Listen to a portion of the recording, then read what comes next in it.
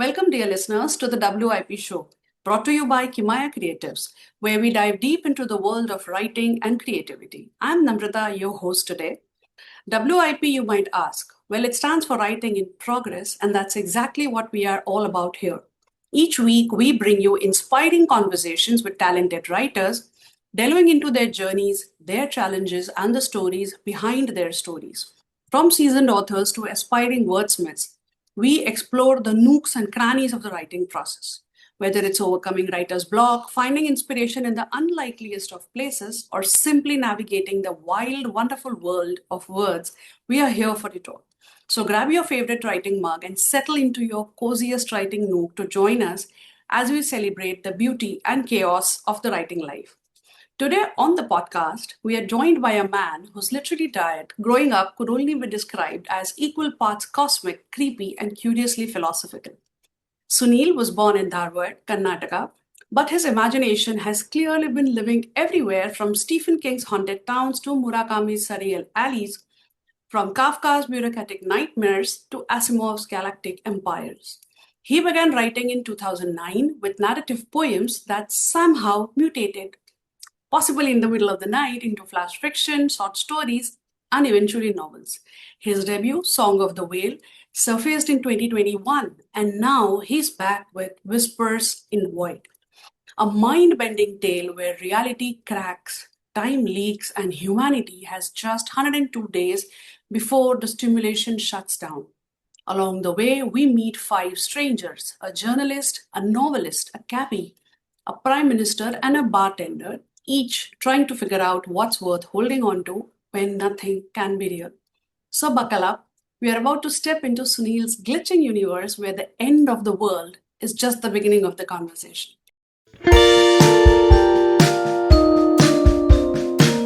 Hi, Sunil. Welcome to this show. Thank you so much for joining us today. Thank you for that wonderful, wonderful introduction, Namrata. I did not know I did all of that. Thank you so much. So, starting with our first question, the book has a very chilling premise. Reality is a simulation and it's shutting down.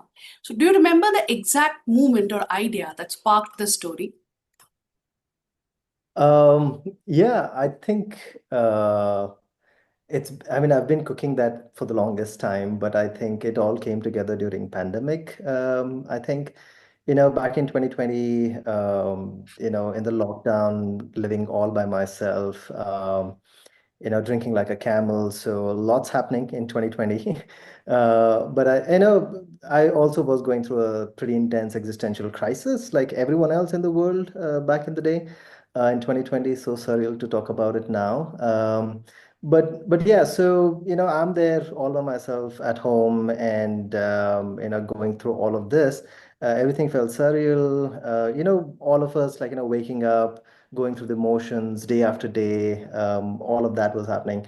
And I was, having nothing to do, I was also consuming a lot of content around astrophysics, theoretical physics, anything to do with space, basically. I've been interested in all of that ever since I was a kid. And I'm writing, I usually do this, I write a lot of notes when I'm, consuming content that I'm interested in. So I was doing all of that, and then I got busy with my first book, Song of the Whale, in 2021.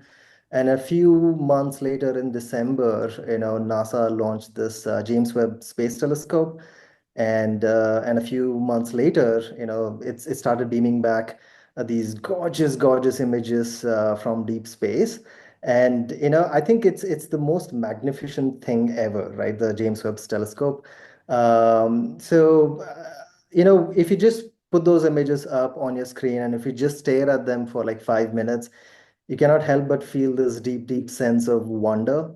And if you spend another 5 minutes, just looking at them, you will feel an existential dread also because of what those images tell you. If you just sort of, look at them and sort of sit with that whole emotion. Same thing happened with me. I sat with, I just looked at all of this, and so I was again like writing a lot of notes around like what I was feeling, what I was thinking about back in the day. Then this thought came to me, which is, somewhere along the, path of evolution over the centuries, that we got something terribly wrong, right? Many, many centuries ago, when we were sort of evolving, when we were building this knowledge of the universe, both, when I say universe, I'm talking about the external physical reality and also the consciousness that we all sort of, have evolved over the years. So I had this thought that, maybe somewhere, we got the basics wrong. And, over the process of evolution, all of this got hardened and conditioned our minds. And it's impossible to break away from it, right? So I sat with this thought. And meanwhile, I had also read a ton about, Bostrom simulation theory. So all of these, these two things actually sort of click together one day. The idea that, we are living in this extremely misunderstood sort of universe, and the possibility that we're living in a sort of a simulated sort of world, right? So both of these, came together, and again, I did this thing wherein I wrote like a ton of notes. For example, one of the things that I remember, which sort of catapulted the whole thing, was the idea of entropy.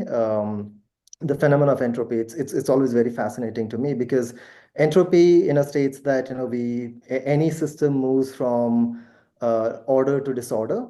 But when you apply the same to human beings who are meaning making and conscious beings, we always want to move from disorder to order, right? Over many centuries, we have developed language, art, social norms to organize a world, to organize the universe, to understand it better, to make meaning out of it, right? So, in order to sort of, for us to survive and thrive, we always need to move from disorder to order. Whereas in external physical reality, it's always from order to disorder, right? So there is an ever-going conflict between the two. And I think that is where the whole, sort of this surreal experiences sort of come through, the unreality, sort of comes through. So I was sort of sitting and thinking about all of these things. They were like, a billion different pieces. And I spent some time and put them all together. And that's where it started developing. But long answer, but net pandemic is time. Pandemic is the time when I was going through a lot of this very surreal experiences when this idea sort of came to me. Yeah. No, but I think pandemic actually made a lot of us look at our lives or even our hobbies or everything differently. We really started questioning life at that time. And to be very honest, I was expecting it would continue, that thought process would continue, but 5 years down the line, I don't think it made any difference anymore. It Right. just looks like some incident that happened. That's it.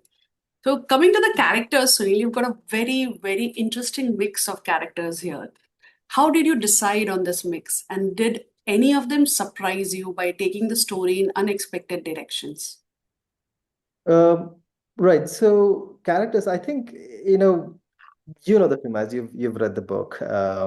So when you think about it, um, unreality is such a hard problem for people to solve, right? And now, if you go talk to an astrophysicist in ISRO and you tell Right. them like, we just got this message that, from this unknown entity that we live in a simulated world or a simulated universe and it's going to shut down in 102 days or whatever.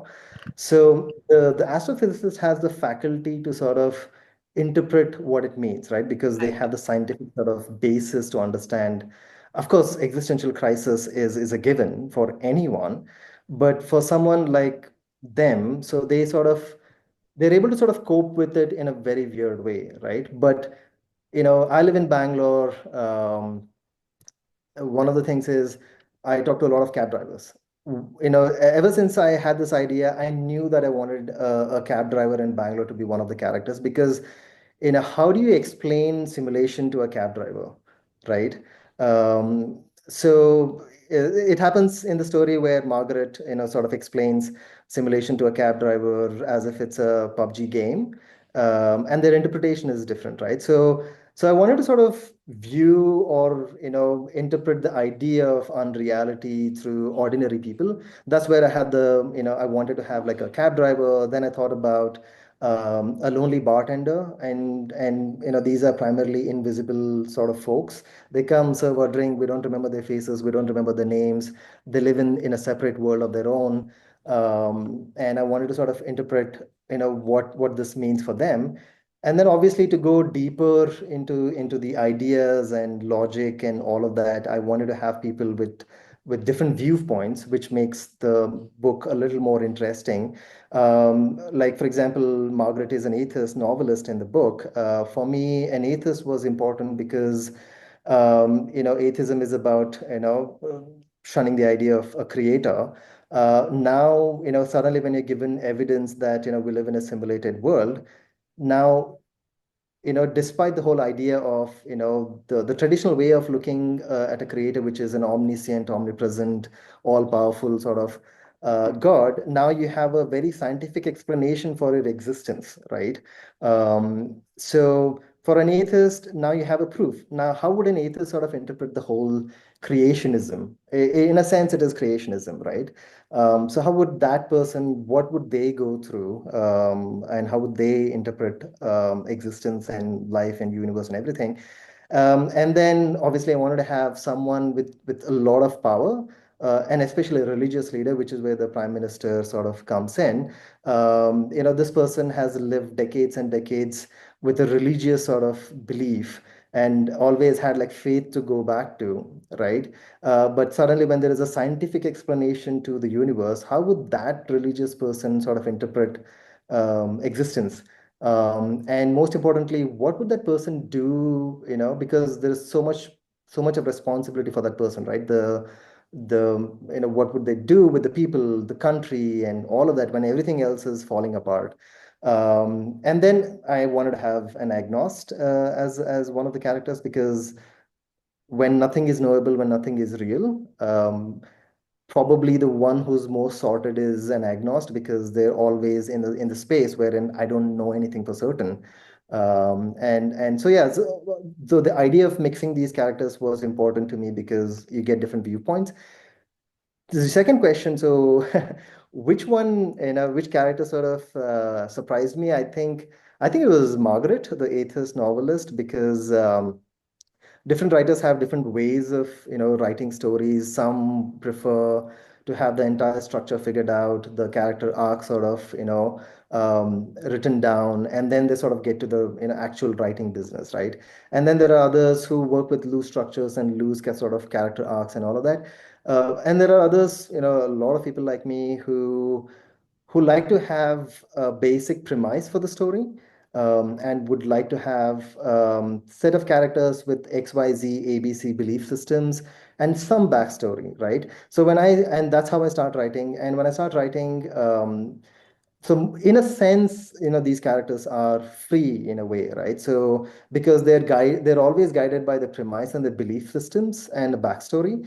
What happened with Margaret was surprising for me because she was doing her own thing in the story, and where she ended up, without giving spoilers away, where she ended up was very interesting for me because she gets caught in her own sort of web of rational thoughts. And for me, when that happened, I was like, huh, I did not expect for this to go in this direction. So, yeah. As a reader, I loved the character arc of the Prime Minister. Totally. Oh, From yeah. I loved the character arc, everything, including the backstory, the way you have shown the ending of that character, everything. Prime Minister, superbly done. It really felt very airy reading it because I know someone who's exactly like this, who has a Oh, yeah. very similar kind of a story in the childhood. And it felt very airy because I could see that, in 10 years, this person can actually do this. It shows that he has signs and all. So that was very, very airy. But yeah, of course, Margaret was a very, very interesting character again. And to be very honest, I was also surprised with the ending that you gave to her character. I was really not expecting that when I was reading because she had a very different arc in the beginning, in the first few chapters, and towards the end it was very, very shocking. In your book, you take on major religions of the world and to a certain extent even the established science as well. You're an atheist yourself. Do you think you're biased in some way in your book? Yes. So I think definitely when I started reading, I think I was extremely biased. I remember like way back in 2022, I wrote one third of the book and I stopped myself because I figured that I was interfering too much. There was too much of me in the book. And as a writer, I don't like doing that. So what I did is basically I stopped writing. I took a break, and then I went back to the basics, right? Which is basically I asked myself that, if this particular world, like the world that we live in, is not real, is a simulated sort of world, everything is unreal. What would I go through, right? And what would I go through, and what would it mean for things like live universe and everything that is here? So what I mean by that is, everything falls apart, right? In a simulated world, because the whole idea is that everything is information in a simulated world. Your idea of God, the religions of the world, even the science itself becomes background information for a conscious agent like humans in a simulated world. So if everything is information, you got to sort of tackle each of these one at a time. And I cannot sort of, say that creationism is the worst thing that could have happened to humanity, right? It is. That's a different conversation, but yeah. So I went back to the basics, and I thought about this, and I started writing again, from a very neutral point of view, and having these very diverse set of characters, like a religious sort of leader, and an agnostic, and an atheist, and a cab driver who actually believes in God, and all of that. So having these different sort of diverse characters and letting them do their own thing became very important. And I tried really hard to sort of, stop myself from forcing my thoughts and ideas into the book. But, I can't help it. There are still bits and pieces there wherein you can hear my voice for sure. Yeah. You grew up on a reading diet of everyone from Camus to Asimov. Which of these influences do you think readers will more clearly sense in your book? Oh, tough one.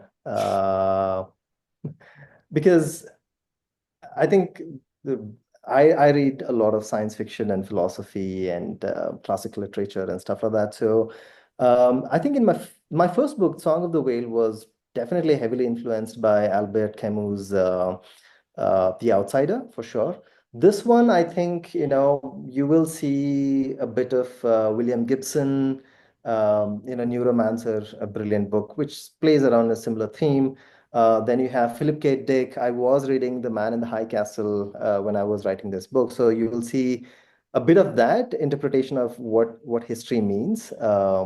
So you have that, and then Asimov for sure, but very little, not a lot. Then definitely Albert Camus, absurdism philosophy, Dostoevsky's sort of interpretation of religious faith, and definitely a lot of Kafka for sure, because in an unreal world, if it doesn't get Kafkaesque, I don't think I'm doing a good job being a writer. So yeah, Kafka for sure. Yeah. I agree with that. There is a touch of Kafka. If you wouldn't have shared that, I would have asked you that. Do you think that there's a touch of Kafka in it? So the concept of reality cracking could easily turn into a pure spectacle. But you've woven it into very deep philosophical questions, and at a lot of chapters and a lot of places you're actually making the reader think. So how did you balance high stakes sci-fi with intimate human moments? Right. So balancing, science fiction and human moments, I think it's a tricky one, because, I've read a lot of science fiction, both good ones and bad ones. Good ones are those which actually take in a speculative fiction or a science fiction sort of premise, and tell more deeper human stories about human conditions, about human experiences. That's what I enjoy the most. But the bad ones are those which go into the whole, like, there's so much focus on the science of the science fiction. There's so much focus on, world building, that the human stories get ignored. And ever since I started thinking about I want to write the story, I definitely wanted to write about human experiences, especially in this, really screwed up premise of a unreal world.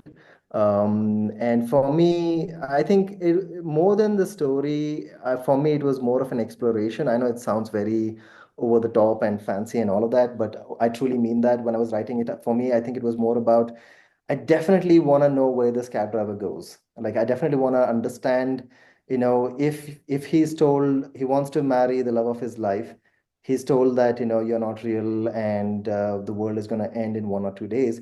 I definitely want to know what he goes through, right? And similarly, for an atheist who's got like a past baggage, and told with this extremely certain, extremely solid sort of belief system, I wanted to understand, like, what would she go through, right? And and yeah, so basically for me, the premise of science fiction was just the base.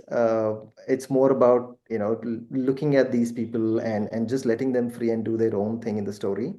And what comes out, the fears, the challenges, the dreams and expectations, and the trauma of the past, and ideas like love and faith and all of that, interpreting all of this in through the lens of unreality is surreal. And that's what made the writing process exciting. And yeah, so the base is science fiction, but the stories has always been about the people in the book. Yeah. About the human emotions. Your book reminded me a lot of Isaac Asimov's story that I had read. So I'm not able to recall that name immediately right now, but there is one scene. It's a short story collection by Isaac Asimov that when you go from this reality to the alternate reality, it feels like it's a sock, and you are just trying to somebody's put their hand and pulled it and just reversed the sock, and that's what you will experience. You will not feel anything. Right. I read it when I was a child. Okay, and that description has stayed in my mind so much.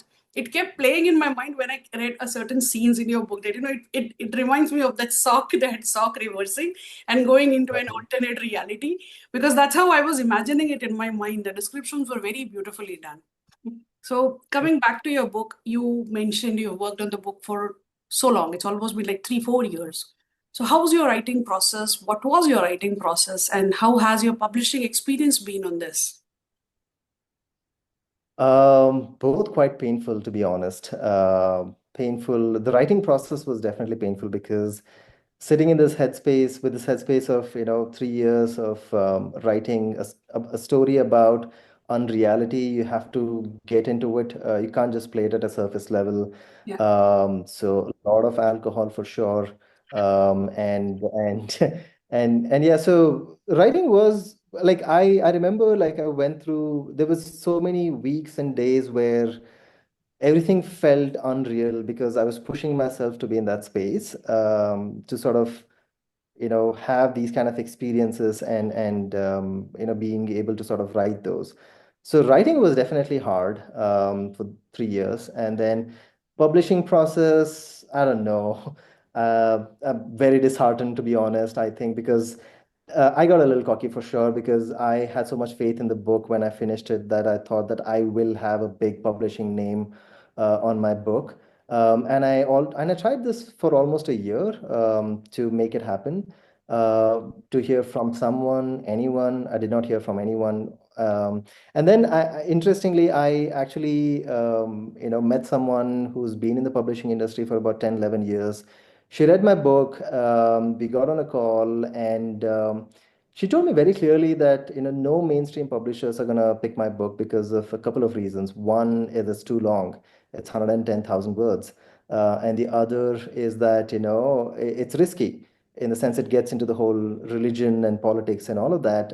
So it's risky, so no one's gonna pick this up. And actually, a couple of literary agents also sort of wrote back to me with a positive response. But they had this one ask, both of them actually, that, I need to cut down my book from 110,000 words to 55 to 60,000 words. And I tried that for, like, 3, 4 chapters, and I felt like the book was completely different. It was something else altogether. So then I was sad, and then I eventually decided to do my own thing for sure. And to be honest, I don't really blame the publishers or the literary agents and all of that, because the world post-pandemic has moved into the space where, I read this interesting stat somewhere that, the human attention span has dropped to 1.7 seconds on mobile. That's less than 2 seconds. We're all constantly on Instagram and TikTok scrolling, reels and videos endlessly. And there is every 2 seconds, there is a context switch.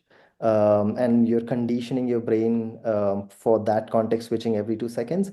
But if you sit with a book, that doesn't happen, right? Like your brain is telling you, you read a paragraph, your brain is telling you to switch the context, and I need something else, but it doesn't happen with a book.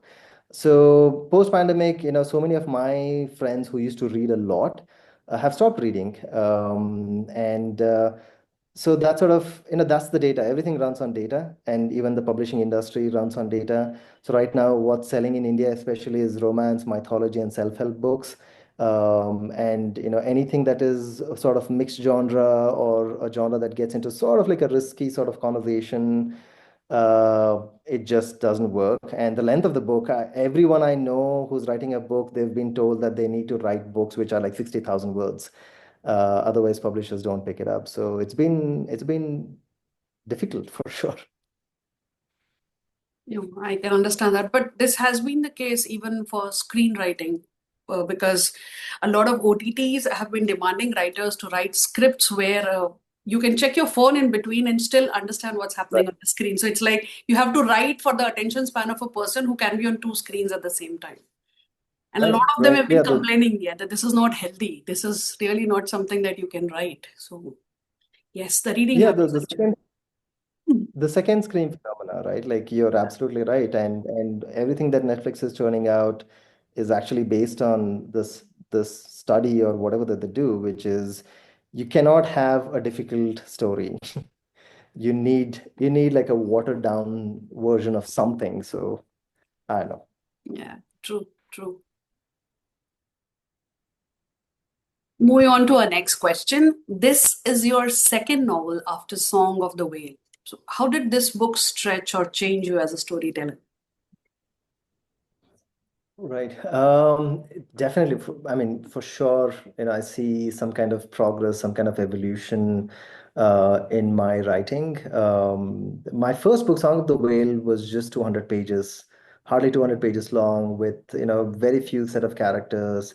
Uh, you know, it's very localized in the sense it happens in Bangalore, XYZ, sort of regions, and it happens over a couple of weeks' time. So I had a very limited scope to sort of play around with. But this one, I think, is about 440 pages long, and it's an expansive story in the sense, it has a very interesting premise that you can just explore. I had to stop myself so many times saying, oh, there is this very interesting angle that I can go to, like, and in this direction that I can go to. But then I had like, okay, you can't do that. You're just going in a lot of different, places, right?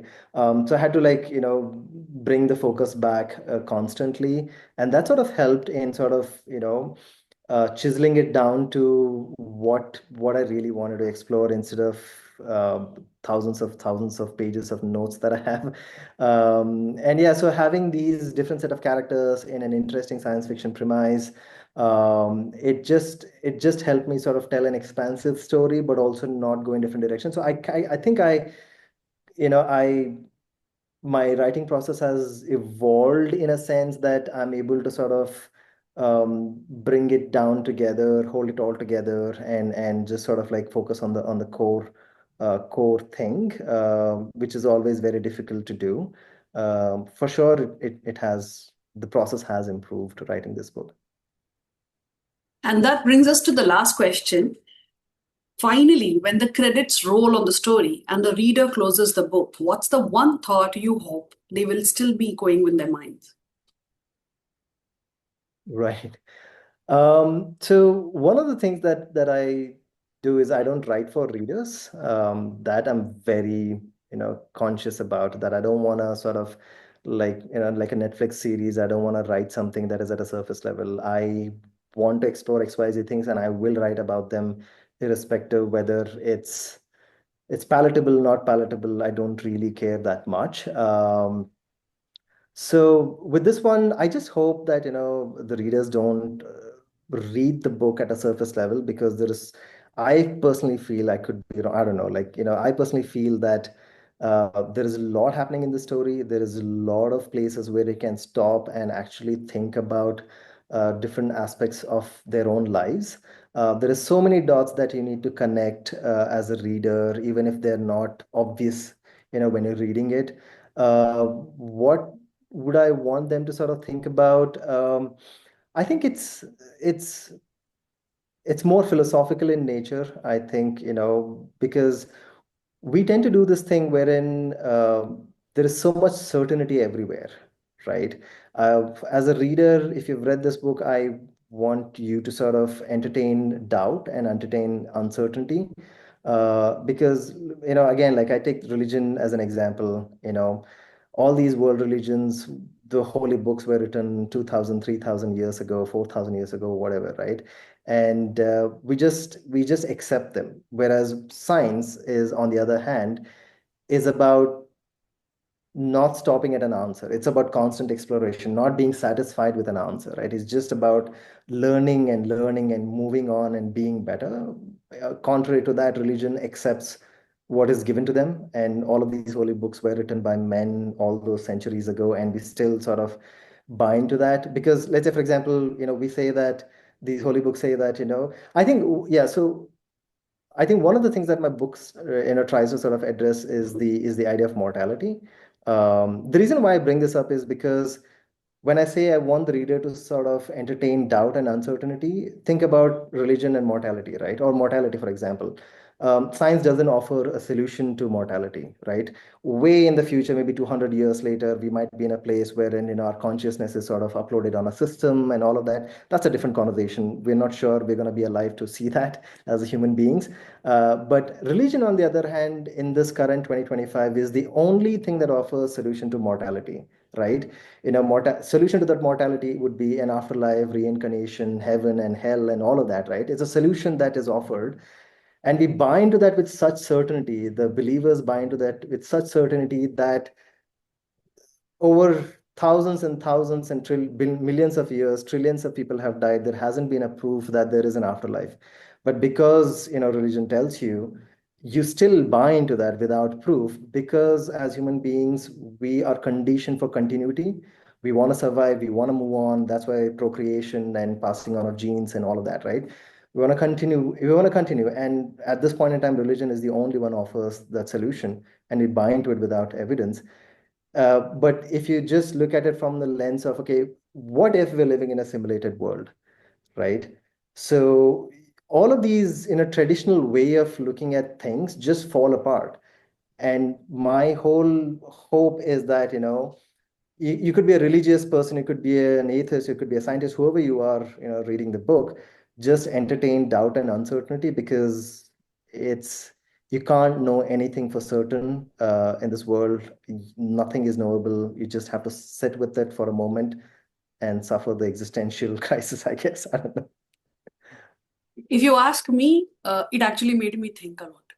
And it made me question we are so used to reading such horrible news on our phones or platforms that after a point we have become numb to that. That, yeah, okay, Right. 300 people died in some corner. It's not me, nobody whom I know. It just happens. It's just news. Some airplane crashed. Again, it's not my. We have become so numb that we have stopped reacting. Our emotions have stopped responding to these kind of horrific scenes. Your book actually made me look at them in a new light. That just Right. try, connecting these dots and see the larger picture instead of just trying to have a very myopic view about me, my world, my people, my experience of it. And it actually made me question a lot of things. Absolutely. I think as human beings, as this whole cult of people, we just need to take a giant step back Yeah, yeah. and and just look at everything. It's not going to happen. I'm a very deeply pessimistic person. It's not going to happen ever. But in a hypothetical scenario, I just want everyone to take a giant step back and just look at it from this lens that all your belief systems is just based on something that you cannot know for sure.